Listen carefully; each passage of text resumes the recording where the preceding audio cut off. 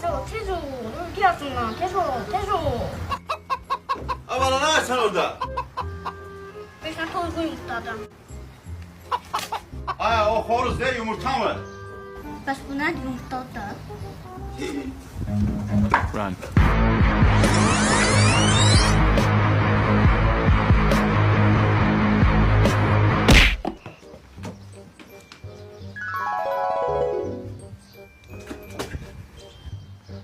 Horozu yumurtlayanın derdi olmaz. Benim elə ən böyük dərdim sənsən də. Allah sen bizi xatabağadan qoru.